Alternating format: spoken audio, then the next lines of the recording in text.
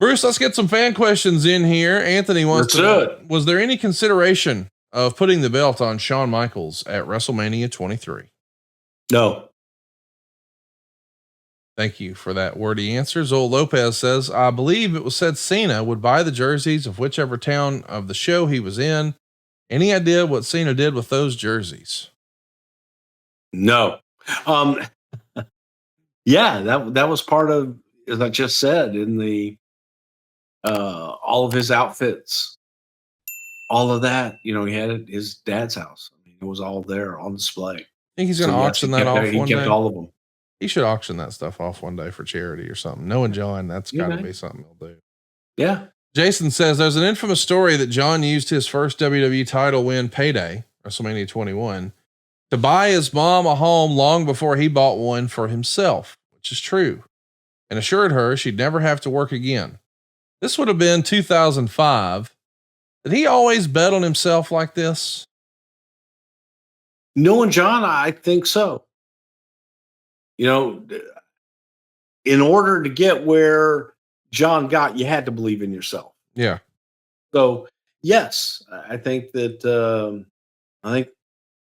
people that have that drive, it just doesn't come out of the blue. It comes from a long-standing desire way down deep inside that makes you be successful, makes you do those things and do extraordinary things. So I believe that John always had that. Omar Garibay says, did you ever listen to John Cena's debut album, You Can't See Me, from start to finish? If so, what are your thoughts on the album and what's your favorite song? And was the idea of John ever recording another album ever discussed? Now, this is something we haven't spent a lot of time talking about, but it's rare that you have the top guy actually put out an album. And I know we've had a funny wink and a nod with the Hulk Hogan album before and the wrestling album way back when. Bad Street, Atlanta, GA. Deep, baddest street in the whole USA. Deep, bad street. Nasty and hot. Further down that block, you went the batter it got. Do. Can't leave it. I'm just saying, like, the tippy top guy of the promotion. I don't think that, it's a special, person to be able to sort of wear all these hats and do all this. I was not necessarily a huge fan of the album. It's not really my kind of thing. However, I'm sure a lot of Super Cena fans and WWE fans checked it out. Do you think it was ever considered to do it a second time? And what'd you think of the album? I think we talked about it. I just don't know that it was something, it's time consuming. John and his brother wrote all that stuff and he worked hard on it, man. He dove into it. To answer the question, yes, I have listened to the entire album. No, I couldn't tell you one song on it or what my favorite was, but it was good. God bless him. Good old Irish boy. What a heck of a name that is. Says, would Bruce consider getting a spinner title to commemorate his Black Belt Hall of Fame? No. Not a big spinner guy. No, not for Black Belt Hall of Fame. Of course not. It's so silly. Please. James wants to know, did you ever come close to turning him heel, or was he Hogan-like with the Make-A-Wish stuff and merchandise that you just couldn't? This is probably the most discussed and debated thing about Cena's career. I know that he was a heel for a period of doing the rap stuff, but fans gravitated to it. They liked it. He's been a baby face ever since, never faltered. He would even joke on TV towards the end of his real full-time run. He would even say, maybe it's time for a little heel turn. I'll never forget that. But what'd you think of the debate? Should he or shouldn't he? If you had the call, would you have done it? I would have done it. Yeah. I understand why we didn't, but I would have done it. Is there a time period or a story that you thought of that you pitched that you liked that could have worked? Not there? that I can remember, but yeah. I think that, timing being what it was and or is, if the timing were right, I think that it could have worked. We're beyond the point of, we're at the point of no return. So there's no way that the audience would ever take him as a heel right now. Was Cena always the guy who turned it down or Vince?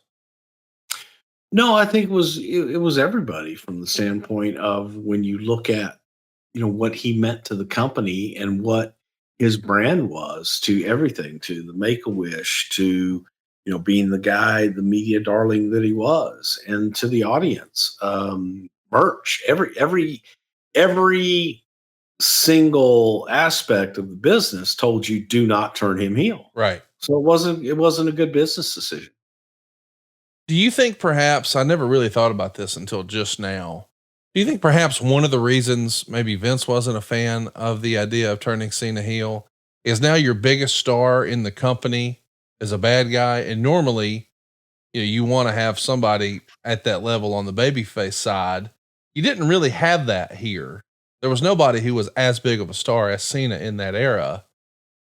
Do you think that was the hesitation that, we can't Dude, it have was our a metric. It's business. right? It's business. And you look at every single metric. You you don't want to mess with that. You don't want to change something just because, well, this is the way they did it in the wrestling business. Right. In business where you are in business to make money and stay in business, you you have to take into consideration, all right, how many sponsorships do we have because of this individual? How much merchandise do we sell because of this individual? Yes. How many charities does this individual represent on a worldwide basis? Yes. So it's not just the guy sitting in his basement in Sheboygan going, "Well, I don't think they should turn John Cena heel because I don't like him because he's too nice of a guy."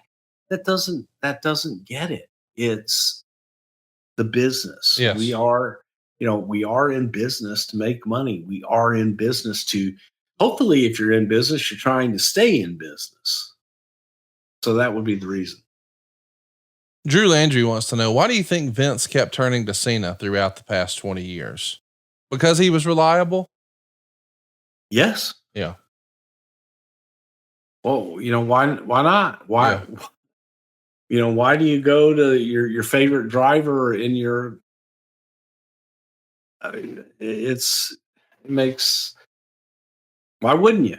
I guess is the question. Yeah. Brad wants to know, why do you think Cena got so much negativity about his move set when so many others do it as well? It wasn't unfair criticism, really. Sure was because John Cena did it well and John Cena was rewarded for it. John was very popular and I think people like to kick the guy up at the top. I see.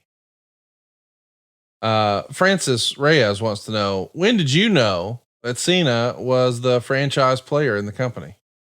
I think Cena was on his way to be the franchise player, like I said, after he beat JBL and was moving on up.